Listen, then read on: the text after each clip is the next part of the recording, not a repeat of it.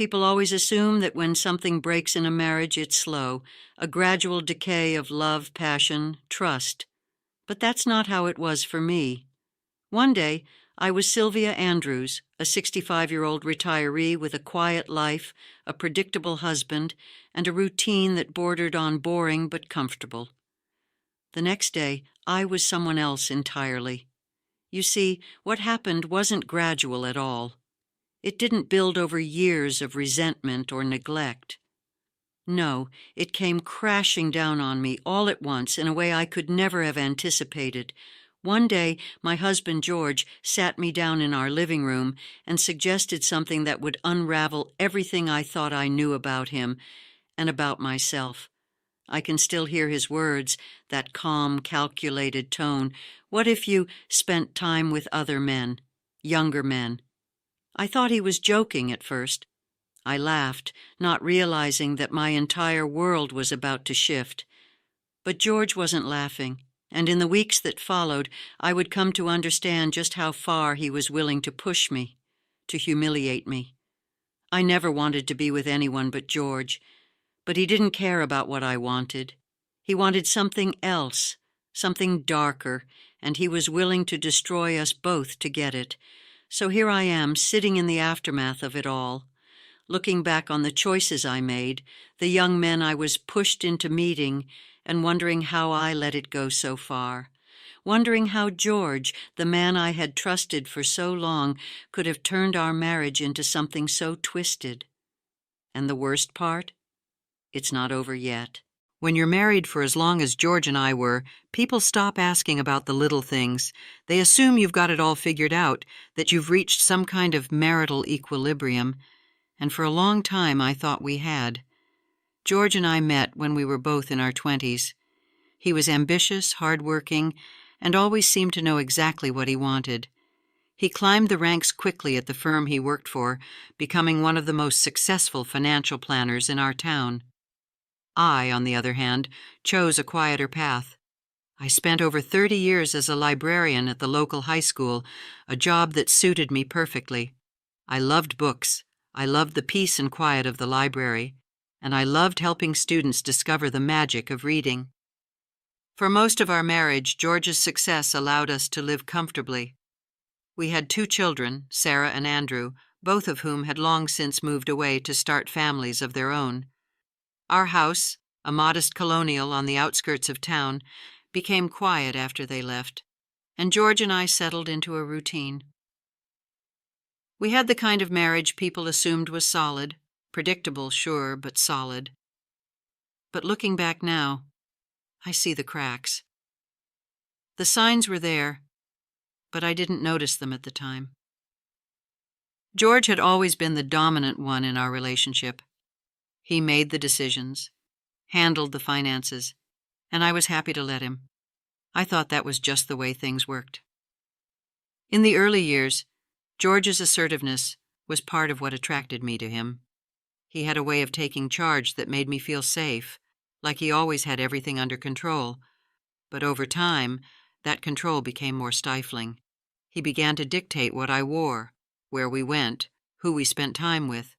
If I wanted to go out for lunch with a friend, George needed to know every detail, where we were going, how long we'd be, who else would be there. It was subtle at first, almost caring, but over the years it became more rigid. I didn't go anywhere without consulting George, and when I did, I felt guilty, as if I were betraying him somehow. I told myself it was normal. After all, we had been married for decades. Wasn't it natural for a husband to want to protect his wife, to keep an eye on her? But George wasn't just protective, he was controlling. And then, about a year ago, things started to shift in a way I couldn't quite understand. It started with the way he talked to me. George had always been a bit dismissive, but now it was different. He'd make little comments about how I dressed or how I looked, small things, but they stung. "You've put on a few pounds," he'd say, or, "That dress isn't as flattering as it used to be." At first I brushed it off. I wasn't young anymore, and I didn't expect to look like I did when we first got married. But George's comments became more frequent, more pointed. Have you ever thought about dyeing your hair? Maybe wearing something a little sexier? I didn't know how to respond. What was sexy at 65? I wasn't interested in trying to look younger or attract attention. But George seemed to have other ideas.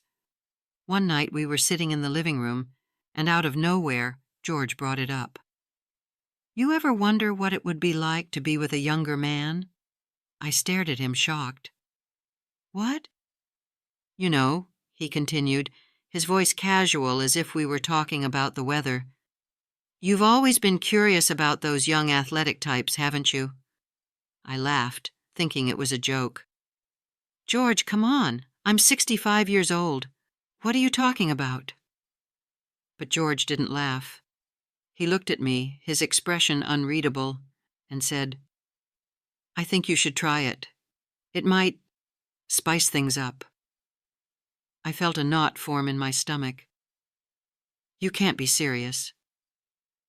I am, he said, his voice firm. Think about it. It's something different, something exciting. I was speechless. George had always been controlling, but this was something else. Why would he suggest such a thing? What was he trying to achieve? That night I couldn't sleep. George's suggestion played over and over in my mind, and I couldn't make sense of it. Why would he want me to be with someone else? Was he testing me? Was this some kind of twisted game? For days I avoided the topic, hoping it would go away, hoping George would forget about it. But he didn't. He brought it up again and again, each time pushing me a little further, planting the idea deeper in my mind. At first, I resisted. I told him I wasn't interested, that the idea was ridiculous. But George was persistent, and over time I started to feel worn down. The more he pushed, the more I began to question myself. Was he right? Would it really be such a terrible thing? After all, it wasn't like I had been looking for something outside our marriage, but George was giving me permission, wasn't he? And that's when everything began to unravel. Once George had planted the idea, it was like a seed that slowly started to grow, despite my efforts to uproot it. I'd find myself replaying his words, the suggestion that I experiment with younger men. It was so absurd, so unlike anything I ever imagined for myself, but George didn't let it fade. He began to introduce the idea subtly into our everyday conversations. He'd make offhand comments about younger men we saw while out shopping or eating at restaurants. I started to notice how he lingered when we passed groups of young men, especially African-American men, tall and athletic, working in the gym or playing basketball in the park. You've always liked the strong, athletic type, haven't you? He'd whisper, almost teasingly. At first I tried to ignore him. I would laugh nervously, change the subject, or brush him off, but his persistence wore me down. It wasn't just the words. There was something in George's eyes, something dark that made me uncomfortable. I wondered what he was getting out of it. Why was he pushing me toward this? Then one night, George came home from his usual poker game with a look on his face that I didn't recognize. His eyes sparkled with something I hadn't seen in years, and he seemed excited. He poured himself a drink and sat down across from me at the kitchen table. Sylvia, he began, his voice soft but insistent. I've been thinking about what we talked about. I didn't need to ask what he meant. I already knew. George, I've told you. I'm not interested. I don't want to be with anyone else, especially not... I trailed off, unsure how to even finish the sentence. He leaned forward, a smile playing at the corners of his mouth. What if I arranged it for you? Something safe, something discreet. You wouldn't have to worry about a thing. I'll make sure it's exactly what you need. I felt a cold chill run down my spine. George, this is crazy. I'm your wife. Why are you doing this? His smile faded and his expression grew serious. Because I want you to experience it, Sylvia. I want you to see what it's like. And maybe, just maybe, it'll bring something back to us. We've been stagnant for years.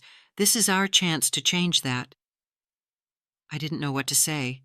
Part of me wanted to shout at him, to demand that he stop this madness. But another part of me, one that I wasn't proud of, was curious. I hated to admit it, but George's persistence had worked its way into my mind.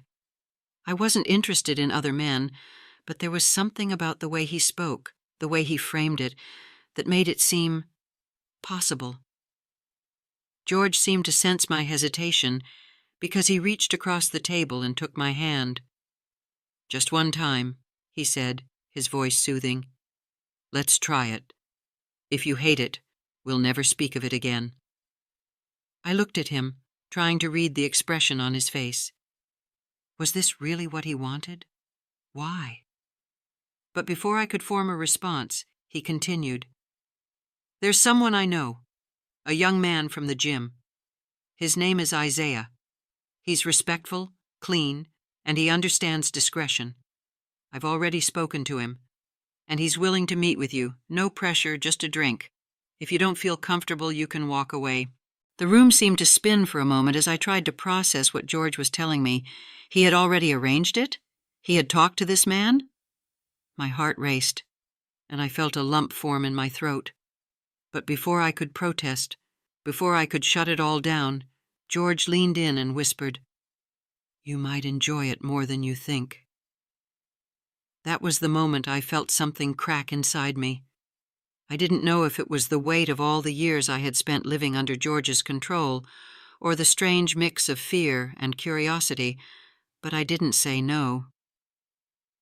The next evening, George told me he had set up a meeting with Isaiah at a quiet bar on the edge of town.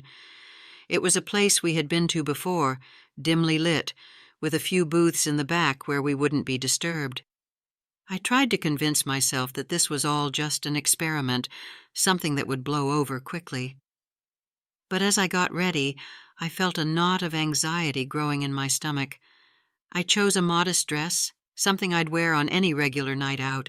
I didn't want to look like I was trying too hard. I wasn't trying to impress anyone, at least that's what I kept telling myself. George seemed excited as he drove me to the bar. He kept glancing at me, his smile wide and unsettling. "You look beautiful," he said, his voice almost tender. "Isaiah's going to be very impressed." I swallowed hard, staring out the window as we neared the bar. My mind was racing, and I couldn't believe I was actually going through with this. I felt like I was watching someone else's life unfold in front of me, like I was an observer in my own body. When we pulled up to the bar, George parked and turned to me. "I'll pick you up in a couple of hours," he said, leaning over to kiss my cheek. "Just relax. Enjoy yourself." I nodded, unable to speak. My hands were shaking as I stepped out of the car and made my way inside. The bar was just as I remembered it, dark, quiet, with a few regulars scattered at the counter. I made my way to the back, my heart pounding in my chest, and there, sitting in a booth, was Isaiah. He looked younger than I had imagined, maybe 25, with broad shoulders and a confident smile. His skin was dark and smooth, and there was an ease about him that made me feel immediately self-conscious. He stood up as I approached, extending his hand. "Sylvia, right?" he said, his voice deep and warm. "It's nice to meet you." I took his hand, my palms sweaty and trembling. "Nice to meet you too," I replied, my voice barely above a whisper. We sat down, and for a moment neither of us spoke. I could feel my heart racing, my pulse pounding in my ears. Isaiah seemed to sense my discomfort because he smiled and said, "Relax, I know this is different, but we can just talk, no pressure." I nodded, grateful for his kindness. For the next hour we talked, about our lives, our interests, anything to fill the silence. Isaiah was charming, easy to talk to, and before I knew it, I found myself laughing at one of his jokes. For a brief moment, I forgot why I was there. I forgot that George had sent me. But then, as the night wore on, Isaiah leaned in closer, his hand brushing mine on the table. "You're beautiful, Sylvia," he said, his voice soft. I can see why George wanted us to meet. My breath caught in my throat. This was it. This was the moment George had orchestrated, the moment where I was supposed to cross the line. And despite the fear, despite the guilt swirling inside me, part of me wanted to. That night with Isaiah felt surreal, like I had stepped into a life that wasn't my own. I wasn't the Sylvia Andrews I had been for the past 40 years. I was someone else, someone George had molded, pushed, and prodded until she didn't know which way was up anymore. After we left the bar, Isaiah offered to walk me to my car. I hesitated, glancing around the empty parking lot, half expecting George to appear out of the shadows. But he wasn't there.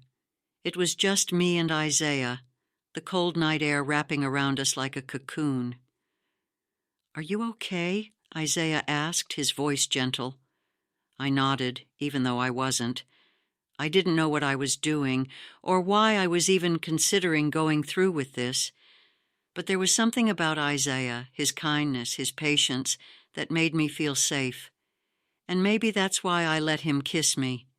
It was just a kiss at first, soft, tentative, like he was testing the waters. But as soon as our lips met, something inside me shifted. All the guilt, all the fear, all the uncertainty melted away, and for the first time in years, I felt wanted, desired. Isaiah pulled back, his eyes searching mine. "We don't have to do anything you're not comfortable with," he said, his voice low and steady. But I didn't stop him. I didn't pull away. Instead, I leaned in, pressing my lips to his again, my hands trembling as I wrapped my arms around him. We ended up at a small motel just outside of town, a place where no one would recognize us. As we walked into the room, I felt a strange mix of excitement and dread. This was it. This was the moment George had been pushing me toward, the moment I had fought against for so long. Isaiah was gentle, patient, and as we lay together in that small, dimly lit room, I felt a strange sense of peace. It wasn't love. It wasn't even really passion. But it was something I hadn't felt in years. It was the feeling of being seen, of being touched, of being wanted.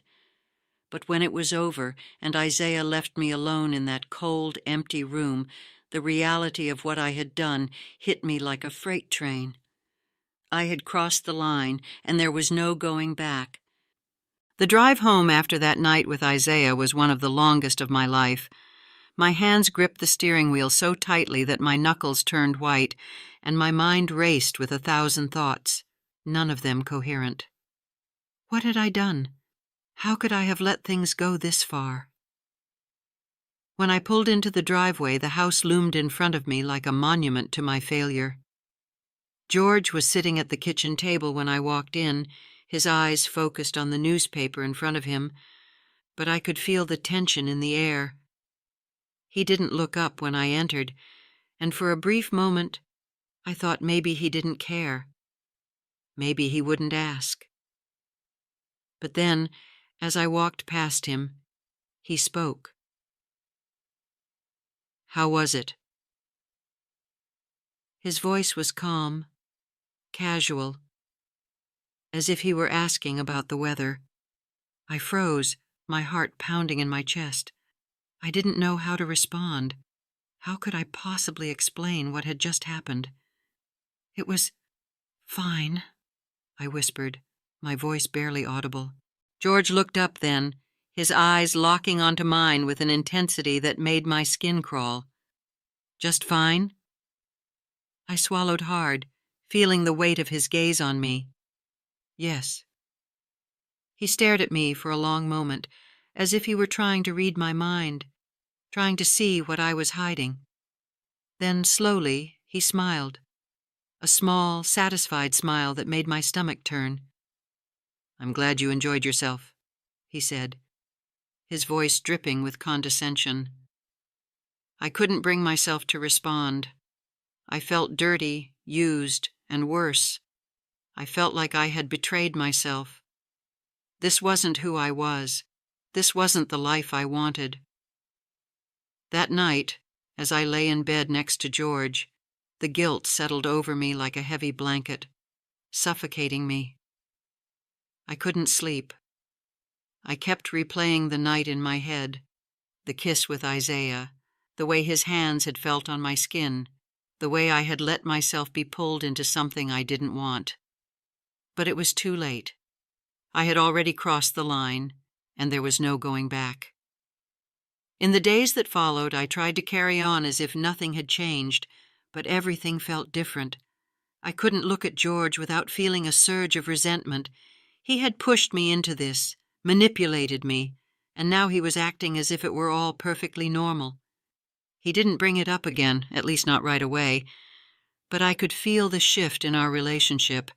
It was as if something had broken between us, something that could never be fixed. And yet, George seemed content.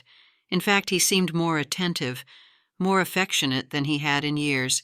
He would kiss me on the cheek in the mornings, ask about my day, and even bring home flowers from time to time. It was as if he believed that by pushing me into the arms of another man, he had somehow rekindled our marriage. But I knew the truth. Whatever we had before was gone, and I didn't know if we could ever get it back. I thought that after Isaiah, things would go back to normal. I thought that George had gotten whatever twisted satisfaction he needed from the experience, and that we could move on. But I was wrong. George wasn't done. Not by a long shot. It started a few weeks after that night. George came home one evening with a smile on his face, the same unsettling smile he had worn the night he first suggested I be with another man. I knew something was coming, but I didn't know what. "I've been thinking," he said, sitting down across from me at the dinner table. "You enjoyed your time with Isaiah, didn't you?" I didn't respond. I couldn't.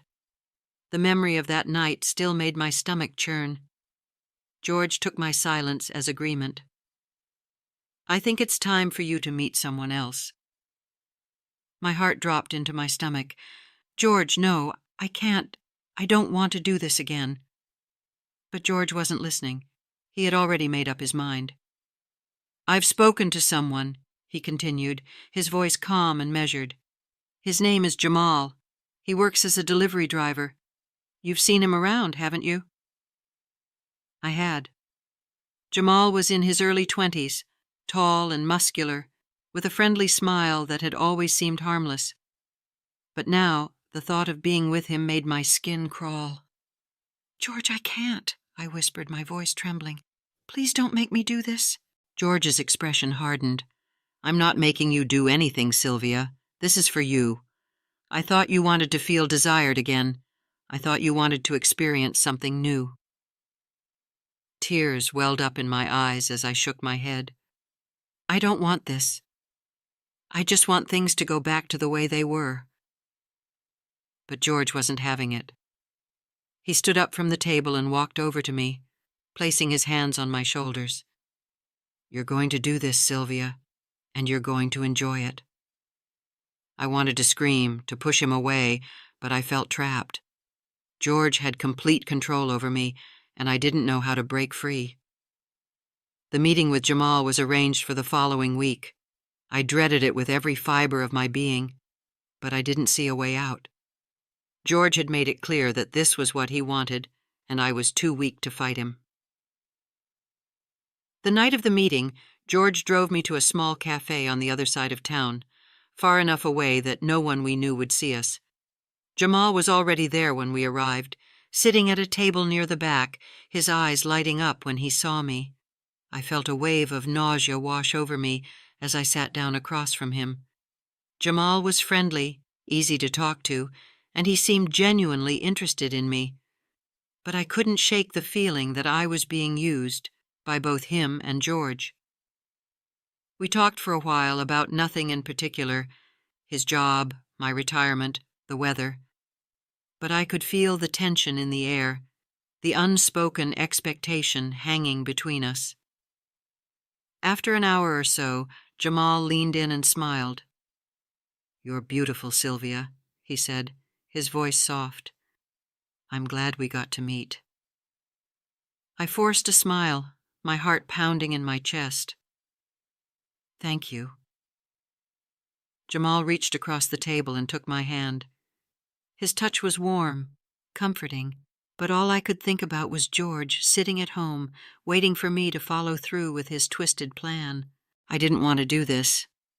I didn't want to be with Jamal, but I felt powerless to stop it.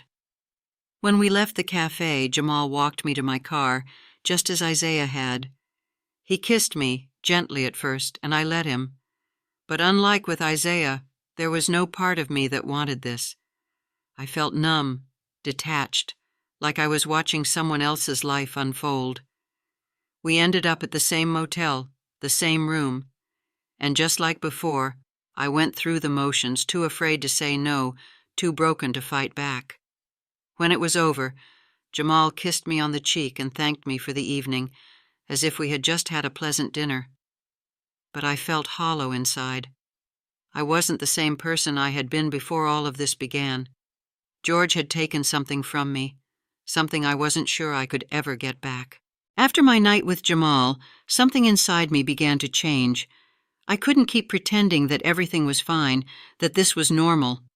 George had pushed me into a world I didn't want to be a part of, and I was losing myself in the process. I avoided George as much as possible in the days that followed, retreating to my bedroom or spending time with friends whenever I could. I felt like a stranger in my own home, constantly on edge, waiting for the next time George would bring up another man, another affair. I couldn't go through it again. I wouldn't. But George didn't seem to notice my growing distance. If anything, he seemed pleased with himself, as if his plan to push me into these relationships had been a success. He would smile at me over breakfast, ask how I was feeling, and even compliment me on how radiant I looked. I wanted to scream at him, to tell him how much I hated what he had done to me, but I didn't have the strength. I felt weak, powerless, like I was trapped in a nightmare I couldn't wake up from. Then, one afternoon, as I was sitting in the living room, lost in my thoughts, the doorbell rang. I wasn't expecting anyone, so I hesitated before getting up to answer it. When I opened the door, I was shocked to see Sarah, my daughter, standing on the porch. "Sarah?" I said, my voice filled with surprise. "What are you doing here?" Sarah smiled and stepped inside, giving me a hug. "I was in town for a meeting and thought I'd stop by. It's been too long, Mom." I forced a smile, trying to hide the turmoil I was feeling. "It's good to see you," I said, leading her into the living room. "Can I get you something to drink?" She shook her head and sat down on the couch, her eyes scanning the room. "How's everything been? You look tired." I felt a pang of guilt. I hadn't been myself lately, and I knew it was showing, but I couldn't tell Sarah the truth. I couldn't let her see how far things had spiraled out of control. "I'm fine," I lied, sitting down across from her. "Just a little tired, like you said. Nothing to worry about." Sarah didn't seem convinced. She studied me for a moment, her brow furrowed in concern. "Is everything okay with Dad? You seem different." My heart skipped a beat. I didn't know what to say. I couldn't tell her the truth, not about George, not about what he had pushed me into. But I couldn't keep lying to her either. "It's been difficult," I admitted, my voice shaking. "But I'm managing." Sarah reached out and took my hand, her eyes filled with sympathy. "Mom, if there's something going on, you can tell me. You don't have to go through it alone." For a moment I considered telling her everything. I wanted to unload the weight I had been carrying for so long, to finally share the truth with someone. But I couldn't. The shame was too much. "It's nothing," I said, pulling my hand away. "Just the usual ups and downs of marriage. Nothing I can't handle." Sarah didn't push me any further, but I could tell she didn't believe me. She stayed for a while longer, making small talk, but the tension in the air was palpable. When she finally left, I felt both relieved and heartbroken. I had kept my secret, but I had also pushed away one of the few people who cared about me. That night, as I lay in bed staring at the ceiling, I realized that something had to change. I couldn't keep living like this, pretending that everything was fine while my life fell apart around me. I needed to find a way out. Just as I had feared, George wasn't done with his twisted game. A few weeks after my meeting with Jamal, he brought up the idea of me seeing someone else. I had been dreading this moment, knowing it was only a matter of time before he pushed me toward another affair, another betrayal of myself. This time, the man he had in mind was Darius, a 28-year-old personal trainer who had recently moved to town. I had seen him around, tall, handsome, with the kind of physique that drew attention wherever he went, but the idea of being with him made my stomach churn. When George suggested I meet with Darius, I felt a surge of panic. I couldn't do this again. I couldn't let George push me any further.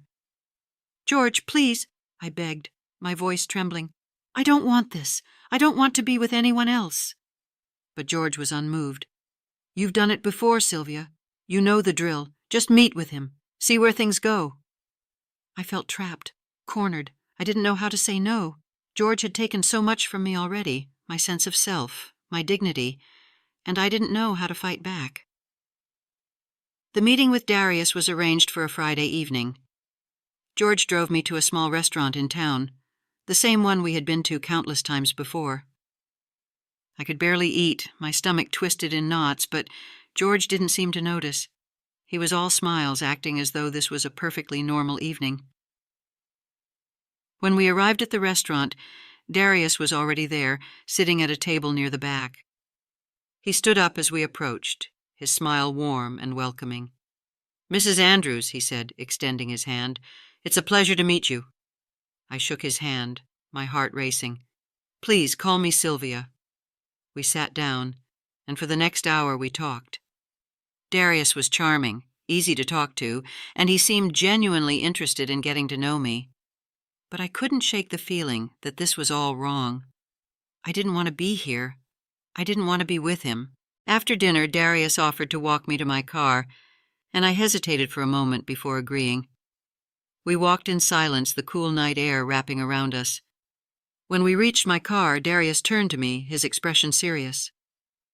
"I don't want to make you uncomfortable, Sylvia," he said, his voice soft. "If you don't want this, we can stop." For the first time in a long time, I felt a flicker of control. I could stop this. I could walk away. But before I could make a decision, George's voice echoed in my mind, pushing me forward, reminding me of the power he held over me. I kissed Darius, just as I had kissed Isaiah and Jamal before him. And just like before, I felt nothing but emptiness. After my night with Darius, I knew I couldn't continue living like this.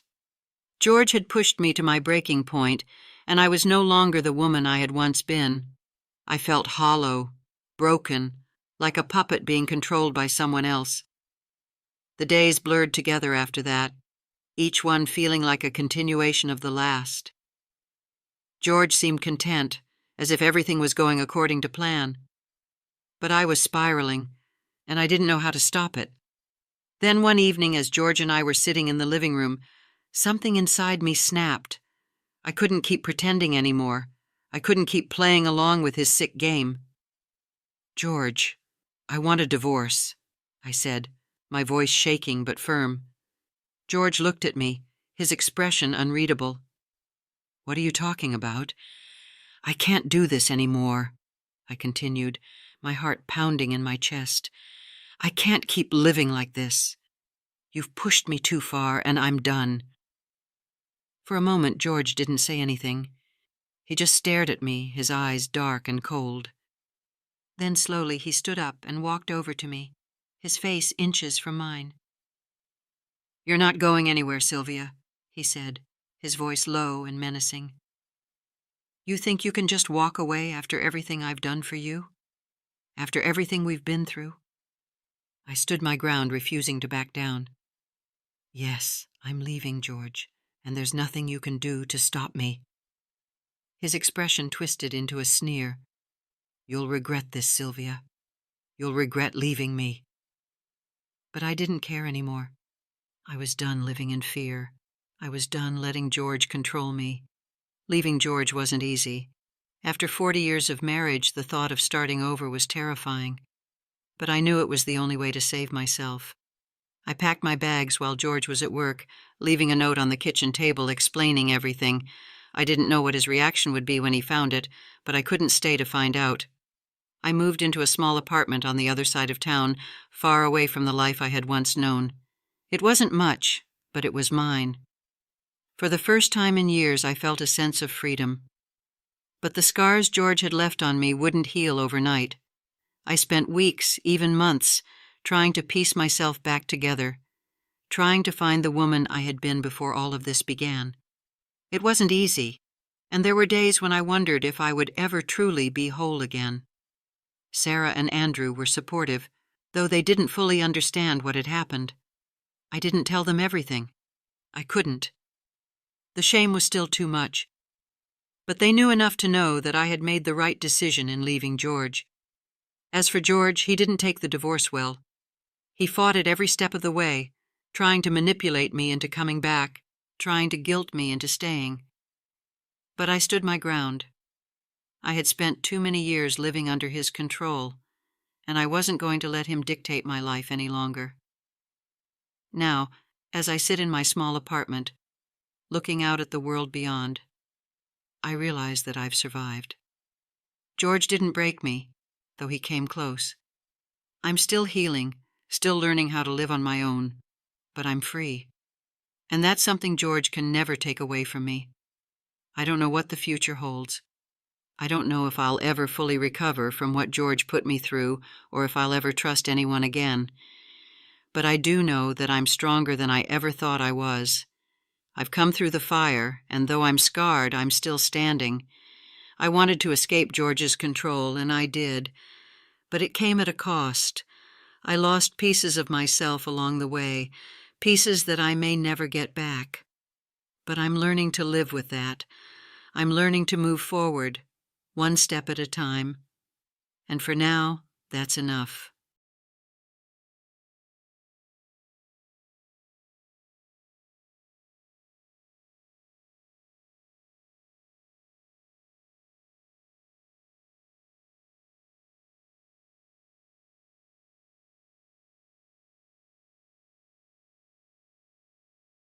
Life has a way of surprising you when you least expect it.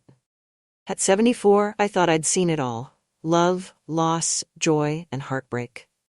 I believed I was safely settled into the calm, uneventful rhythm of old age. My days were spent in the quiet solitude of my countryside home, surrounded by paintings, the soft hum of my record player, and the distant sound of birdsong. I'd convinced myself I was content, that I didn't need anything more from life. But then Matthew arrived. Matthew is my nephew, my younger sister's son, and he came to stay with me after his life fell apart in ways that felt far too familiar. A failed marriage, a career at a standstill. He arrived at my doorstep with nothing but a duffel bag, a weary smile, and a defeated look in his eyes. I welcomed him without hesitation. I had the space, after all, and it wasn't as though I had much else going on. At first, his presence was a comfort. He brought a liveliness to my quiet home that I hadn't realized I was missing. We shared meals, long conversations, and moments of genuine connection. He reminded me of a version of myself I thought I'd lost long ago, vibrant, curious, and endlessly hopeful. But then something changed. It started small, a lingering glance, a touch that lasted just a second too long. At first I told myself I was imagining things. He was my nephew, after all, young enough to be my son, struggling and vulnerable, looking to me for guidance. There was no reason to think there was anything more to it than that. But late one night, as I sat alone in my studio with a glass of wine in hand, I heard his footsteps outside the door. "Olivia?" His voice was soft, hesitant, as though he wasn't sure if he should be there. "Come in," I called, setting my glass down and turning to face him. He stepped inside, his face illuminated by the warm light of the desk lamp. There was something in his eyes I couldn't quite place. Something that sent a shiver down my spine and made my pulse quicken in a way I hadn't felt in years. "Can we talk?" he asked, his voice barely above a whisper. And just like that, the course of my life shifted. This is a story about choices, about the lines we draw for ourselves and what happens when we cross them. It's about loneliness, longing, and the unexpected ways our lives can spiral out of control when we let our guard down. If you're willing to listen, I'll tell you everything. The truth about what happened that night and the nights that followed. I'll tell you how it all began and how it all fell apart. I never imagined myself living alone. Daniel, my husband of nearly 40 years, was supposed to grow old with me in this house. It was our dream, a modest but charming home in the countryside, surrounded by rolling hills and lush gardens. When he passed away 10 years ago, everything changed. I retreated into myself, finding solace in painting and the predictable comfort of routine. Each day was the same. Coffee in the morning, a stroll through the garden, an hour spent in my studio. My work kept me grounded. Landscapes, still lifes, portraits, all created with the careful precision of someone trying to make sense of a world that no longer made sense to them. Friends would visit occasionally, my sister Karen among them. She'd sit at my kitchen table, sipping tea and telling me about her son, Matthew. "He's brilliant," she'd say, her eyes shining with pride. "But he's lost, Olivia. He just hasn't figured out where he fits yet." Matthew was a distant figure in my life, someone I saw at holiday gatherings or heard about through Karen's stories. As a boy, he was precocious and curious, always asking questions and scribbling stories in a worn notebook. As an adult, he became a successful novelist, publishing 3 books by the time he turned 30. But his personal life was less stable. Karen called me one afternoon, her voice strained with worry. "Matthew's not doing well," she said. "His marriage is over, and he's struggling to write. He needs a change of scenery, somewhere quiet where he can clear his head. I was hoping he could stay with you for a while." I hesitated. It wasn't that I didn't want to help, I just wasn't sure how to navigate sharing my space with someone again after so many years alone. But Karen sounded so desperate, and I couldn't bring myself to say no. "Of course," I told her. "He's welcome here." When Matthew arrived, I was struck by how much he had changed. The confident, charismatic young man I remembered was gone, replaced by someone quieter, more subdued. He looked tired, his shoulders slumped, his eyes shadowed with exhaustion. He carried a single duffel bag, the rest of his belongings left behind in the city. "Hi, Aunt Olivia," he said, forcing a smile. "Matthew," I replied, pulling him into a hug. "It's good to see you." His room was ready, a cozy space overlooking the garden. I'd filled it with fresh flowers and a stack of books I thought he might enjoy. He seemed genuinely touched by the gesture, thanking me with a sincerity that made me feel both appreciated and sad for him. At first, we kept our distance. He spent most of his time in his room, working on his laptop or staring out the window. I gave him space, unsure of how to approach him in his obvious state of despair. But as the days turned into weeks, we began to find a rhythm. I'd cook dinner, and he'd join me in the kitchen, offering to help chop vegetables or set the table.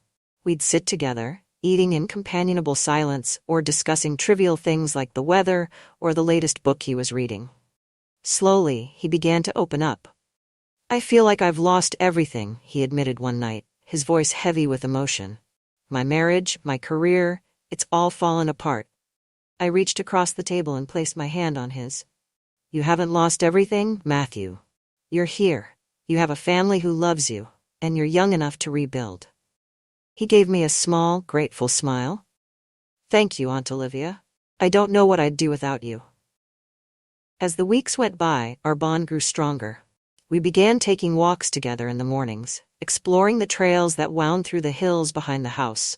He'd tell me about his childhood, his writing, and the dreams he once had, but wasn't sure he could achieve anymore. "You're so talented, Matthew," I told him during one of our walks. "You've already accomplished so much. Don't give up now." He looked at me with a mix of gratitude and disbelief. "You make it sound so easy," he said, "but it's hard to see the good in yourself when everything feels like it's falling apart." I understood his pain more than he realized. After Daniel died, I felt much the same way. Adrift, unmoored, unsure of who I was without him, but I had found my way back through my art, and I wanted to help Matthew find his way too. One evening, I invited him into my studio. "This is where I spend most of my time," I said, gesturing to the canvases lining the walls. It's my sanctuary. He walked around the room, studying my work with an intensity that surprised me. These are incredible, he said, his voice filled with genuine admiration. You've captured so much life. Hearing him say that stirred something in me, a sense of pride I hadn't felt in years. Thank you, I said softly. Art has always been my way of making sense of the world. He nodded, his expression thoughtful. I think I need to find something like that again. Something that makes me feel whole. It was during these moments that I began to notice a change in him. He seemed lighter, more present, as though the weight he'd been carrying was beginning to lift. But along with that change came something else. Something I couldn't quite name. It was in the way he looked at me sometimes, his gaze lingering a second too long. Or the way he'd reach out to touch my arm when he laughed, his hand warm against my skin. At first, I dismissed it as nothing more than affection, a sign of the closeness we'd developed. But as the days went on, I couldn't ignore the way it made me feel. One afternoon, we were sitting on the porch, sipping tea and watching the sun set over the hills. The conversation had turned to Daniel, and I found myself opening up in a way I hadn't with anyone since his death. He was my best friend, I said, my voice tinged with both sadness and warmth. We built this life together, and losing him, it felt like losing a part of myself. Matthew reached over and took my hand, his touch gentle but firm. You're incredible, Aunt Olivia, he said. I hope you know that. Everything you've done, everything you've been through, you're so much stronger than you realize. His words took my breath away. I looked at him, and for a moment I saw something in his eyes that made my heart race, a mixture of admiration, longing, and something else I couldn't quite place. I quickly pulled my hand away, trying to steady myself. Thank you, Matthew, I said, forcing a smile. But the moment lingered, unspoken but undeniable. From that day on, the dynamic between us shifted. The easy camaraderie we'd developed was still there, but beneath it was an undercurrent of tension. I found myself more aware of him, of the way he moved, the way he spoke, the way his presence seemed to fill the room. I told myself it was nothing, that I was reading too much into things. But late at night, as I lay in bed staring at the ceiling, I couldn't stop thinking about him, about the way he made me feel. One evening, as we were cleaning up after dinner, he stopped me in the kitchen. Can we talk? He asked, his voice hesitant. Of course, I said, turning to face him. For a moment, he seemed to struggle with what to say. Then finally he spoke. I want you to know how much you mean to me, he said. You've been so kind, so patient. I don't know what I'd do without you. His words were filled with emotion, and I felt a lump rise in my throat. You don't have to thank me, Matthew. I'm happy to have you here. But the way he was looking at me, intense, searching, made it clear that there was more he wanted to say. Matthew, I began, my voice trailing off. Before I could finish, he took a step closer, his hand brushing against mine. The air between us felt heavy, charged with something I didn't want to name. It was a quiet autumn evening, when the boundary between us blurred in a way that could never be undone. The day had been uneventful, the kind of day that slips by unnoticed in the comforting monotony of routine. Matthew and I had spent the afternoon in the garden, clearing away the last remnants of summer. The air was crisp, filled with the earthy scent of fallen leaves, and the soft light of the setting sun cast a golden glow over everything. As we worked, Matthew seemed more relaxed than I'd seen him in weeks. He laughed easily, his earlier melancholy replaced by a warmth that was contagious. You have a knack for this, Aunt Olivia, he said, gesturing to the neatly trimmed hedges and freshly turned soil. It's like you've created your own little world here. I smiled, wiping my hands on my gardening gloves. This place has been my refuge. It's kept me grounded, especially after. My voice trailed off, and he nodded, understanding without me having to say more. That evening after dinner, he poured us each a glass of wine, a habit we had fallen into since his arrival. We settled into the living room, the fireplace crackling softly in the background. The house felt warm, cozy, and safe, a stark contrast to the growing unease I felt within myself. It started innocently enough. We talked about books, as we often did. He had been rereading a favorite of his, The Great Gatsby, and we debated its themes, love, ambition, and the elusive nature of happiness. It's tragic, really, he said, swirling the wine in his glass.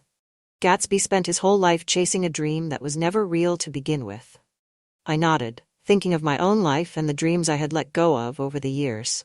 Sometimes it's easier to hold on to the idea of something than to face the reality, I said softly. He looked at me then, his eyes searching mine. Do you ever feel like you've settled, Aunt Olivia? Like you gave up on something you wanted? The question caught me off guard. I took a sip of wine, stalling for time. I don't know, I admitted finally. I suppose there were things I wanted that didn't happen, but I don't regret the life I've had. It's been meaningful. Meaningful, he repeated, his tone contemplative. That's a good word for it. I think I've been chasing the wrong things my whole life, and now that I've lost them, I'm not sure what's left. I reached out, placing my hand on his. You're still young, Matthew. You have time to figure it out. His hand tightened around mine, and for a moment the air between us shifted. It wasn't until later, when I was alone in my studio, that I realized how much that moment had unsettled me. I tried to focus on the canvas in front of me, but my thoughts kept drifting back to Matthew. The way he had looked at me, the warmth of his hand on mine. I told myself it was nothing. A fleeting moment of vulnerability. Nothing more. But then I heard footsteps outside the door. Olivia? His voice was quiet, hesitant, as though he wasn't sure if he should be there. Come in, I said, setting my brush down and turning to face him. He stepped inside, his face illuminated by the soft light of the desk lamp. There was something in his eyes, an intensity that made my pulse quicken. Is everything okay? I asked, trying to sound casual. He hesitated, his gaze dropping to the floor. I don't know, he admitted. I needed to talk to you. Of course, I said, gesturing for him to sit. He didn't sit. Instead, he took a step closer, his hands fidgeting nervously at his sides. I don't know how to say this, he began, his voice barely above a whisper. But I feel like everything in my life is falling apart, and you're the only thing that makes sense right now. His words sent a shiver down my spine. I opened my mouth to respond, but before I could, he closed the distance between us. Aunt Olivia? His voice broke, and for a moment he looked so vulnerable, so lost, that I couldn't bring myself to stop him when he leaned in. His lips brushed against mine, soft, tentative, as though he was waiting for me to pull away. But I didn't. The kiss was brief, lasting only a moment, but it felt as though time had stopped. When he pulled back, his eyes were filled with both fear and longing. I'm sorry, he said quickly, stepping back. I shouldn't have. It's okay, I interrupted, my voice trembling. You're going through a lot right now. I understand. But even as I said the words, I knew they weren't entirely true. What had just happened wasn't okay, and I didn't understand it. Didn't understand the feelings it had stirred within me. He nodded, his shoulders slumping in defeat. I'll go, he said, turning to leave. Matthew, wait. I wasn't sure why I stopped him. Maybe it was because I didn't want him to leave like that, filled with shame and regret. Or maybe it was because a part of me didn't want him to leave at all. He turned back, his expression unreadable. You're not alone in this, I said softly. Whatever you're feeling, we can figure it out together. For a moment, he simply stared at me as though trying to decide whether to believe me. Then he nodded, a faint smile tugging at the corners of his mouth. Thank you, he said, his voice barely above a whisper. The days that followed were a blur of emotions. We didn't talk about what had happened, but the tension between us was palpable. Every glance, every touch, every shared moment was charged with an unspoken understanding. I found myself more aware of him than ever before. The way he moved, the way he spoke, the way his presence seemed to fill the room. It was as though the kiss had opened a door I hadn't even realized was there, and now I couldn't close it. One evening, as we sat together on the porch, watching the sun set over the hills, he broke the silence. Do you ever feel like you're living someone else's life? He asked, his voice quiet but steady. I looked at him, surprised by the question. What do you mean? I mean, do you ever feel like you've made so many compromises that you don't even recognize yourself anymore? I thought about Daniel, about the life we had built together.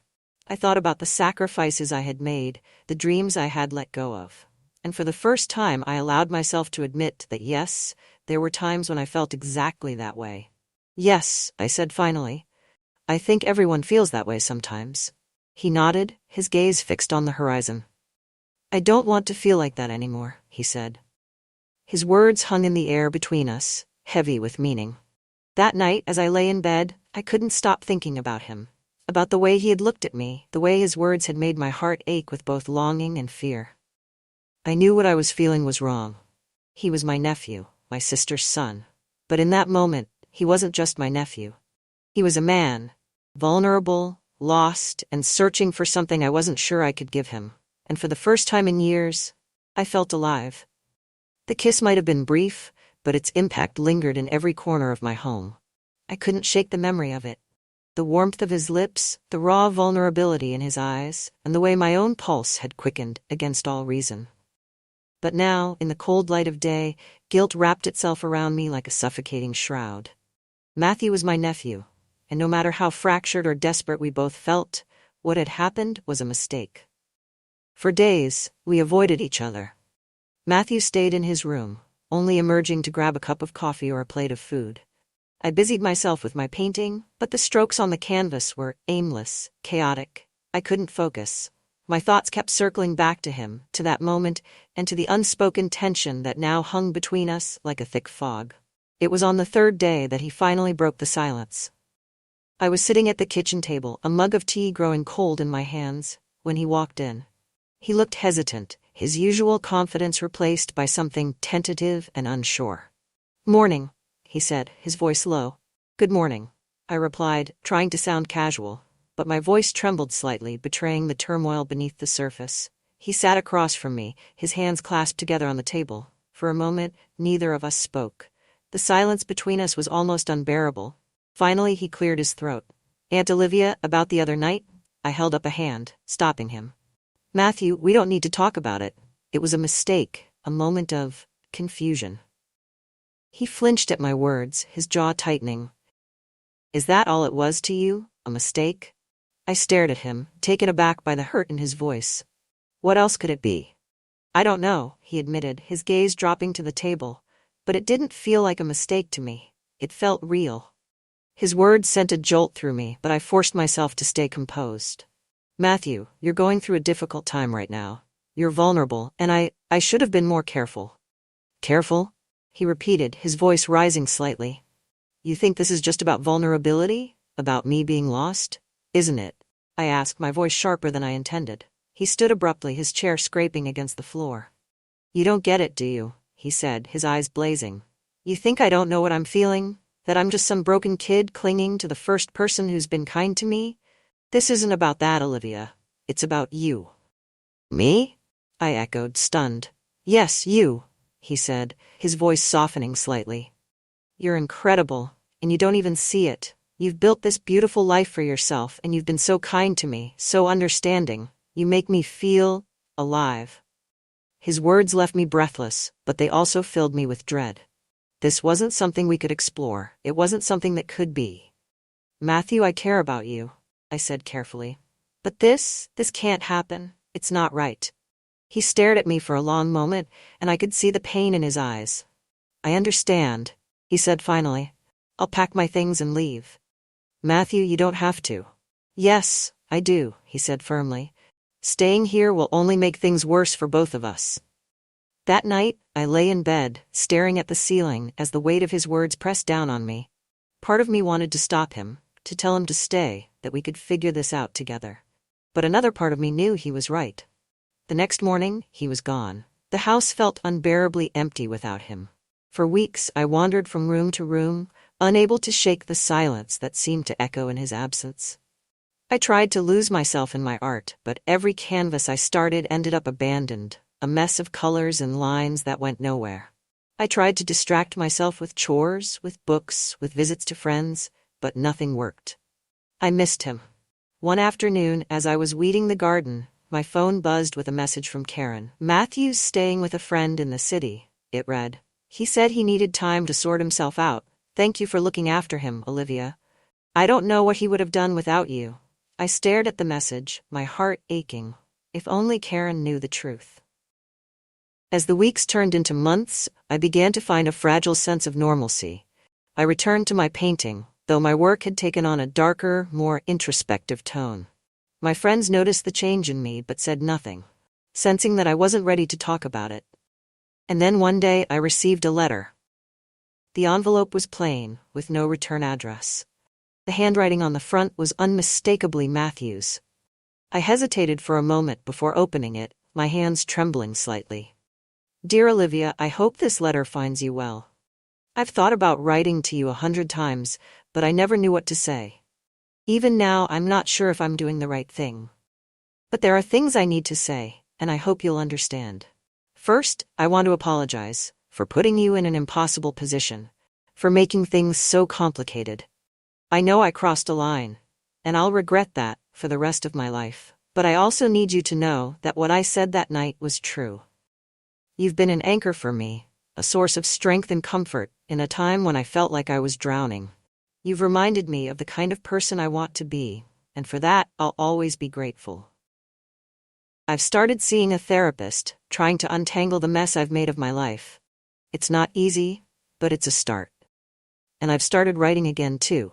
For the first time in years, it feels like the words are coming from a place of truth, rather than a need to impress or please others. I don't know what the future holds, but I hope we can both find peace in our own ways. You deserve happiness, Olivia. Please don't ever forget that. Thank you for everything. Matthew, I read the letter twice, tears streaming down my face. His words were a bittersweet reminder of everything that had happened and everything that could never be. I folded the letter carefully and placed it in a drawer, alongside other mementos of my life. It was a piece of my story now, one I would carry with me always. The house no longer felt empty. It felt quiet, yes, but also full of memories, both painful and beautiful. I returned to my art with renewed focus, pouring my emotions onto the canvas in a way I never had before.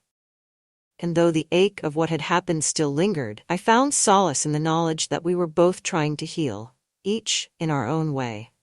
Months passed, and the sharp edges of what had happened began to dull, though the memories still lingered like faint shadows in the corners of my mind.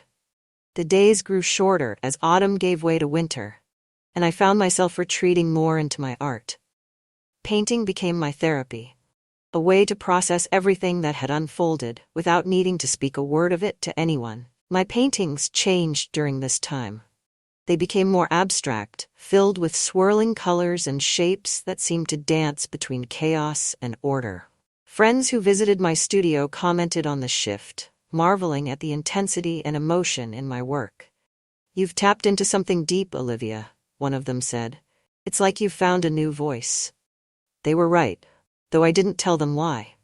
The events of those months had broken something in me, but they had also revealed something I hadn't known was there. A strength, a resilience, and a capacity to feel deeply, even in the face of pain. Karen called me frequently, updating me on Matthew's progress. He's doing better, she said one evening. He's been seeing a therapist and he's writing again. I think he's finally starting to find his footing. That's good to hear, I replied, my voice steady even as my heart ached. She hesitated before continuing. I don't know what you said to him while he was with you, but whatever it was, it helped. He's different now. Stronger. I didn't know how to respond to that. The truth was, I wasn't sure if I had helped him or hurt him more. Winter was harsh that year, with snow blanketing the countryside and frost creeping across the windows. The house felt colder than usual, though I couldn't tell if it was the weather or my own lingering sense of emptiness. One particularly cold morning, as I was sipping tea by the fire, I received a package in the mail. It was from Matthew. I opened it carefully, my hands trembling slightly. Inside was a book, a first edition of The Great Gatsby, one of the novels we had talked about so often during his stay. Tucked inside the front cover was a note. Olivia, I saw this and thought of you. Thank you for everything, for your kindness, your patience, and your wisdom. You mean more to me than I can put into words. Take care of yourself. Matthew, I held the book in my hands, running my fingers over the worn cover. It was a simple gesture, but it brought tears to my eyes. For the first time in months, I felt a sense of closure, a small but significant step toward healing. The days began to grow longer again, and with the arrival of spring came a sense of renewal. The garden came back to life, the flowers blooming in vibrant colors that seemed to echo the emotions I had poured into my paintings. I started venturing out more, reconnecting with friends and attending local art shows. My work was well received, and I even sold a few pieces, something I hadn't done in years. It felt good to share my art with others, to let it speak for me in ways I couldn't. One afternoon, as I was tending to the garden, Karen called with news. "Matthew's publishing a new book," she said, her excitement evident even over the phone. "It's coming out this summer. He says it's the best thing he's ever written." "That's wonderful," I said, genuinely happy for him. "He wanted me to tell you," she added. "He said you were the one who helped him find his way back to writing." I didn't know how to respond to that. Part of me felt a surge of pride, while another part felt the familiar ache of loss. The summer brought with it a flurry of activity. Karen invited me to the city for the launch of Matthew's book, but I declined. I wasn't ready to face him yet, not in person. Instead, I sent him a letter, brief but heartfelt. "Matthew, I'm so proud of you. Congratulations on your new book. I know it will be as brilliant as you are. Take care of yourself." Olivia, I mailed it without expecting a reply, but a few weeks later, I received another package. This time it was a signed copy of his book. The inscription read, "To Olivia, for showing me the way back to myself." The words brought a lump to my throat, but they also filled me with a sense of peace.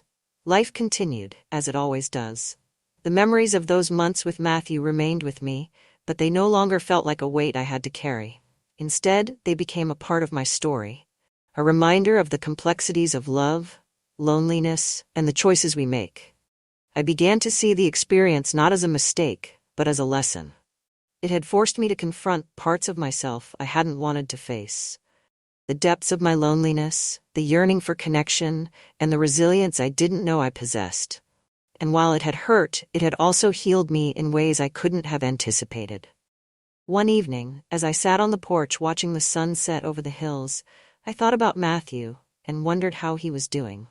I imagined him sitting at his desk, pen in hand, pouring his thoughts onto the page with the same intensity and passion he had always possessed. I hoped he was happy. And for the first time in a long time, I realized that I was happy too. The garden was in full bloom that summer, a riot of colors and scents that seemed to celebrate the beauty of life itself. As I walked among the flowers, I felt a sense of contentment that had eluded me for so long. Life is messy and unpredictable, filled with moments of joy and pain, love and loss. But it's also beautiful, and I had learned to embrace it all, the good, the bad, and everything in between. As the sun dipped below the horizon, casting the garden in a warm golden light, I smiled to myself, knowing that I was exactly where I needed to be.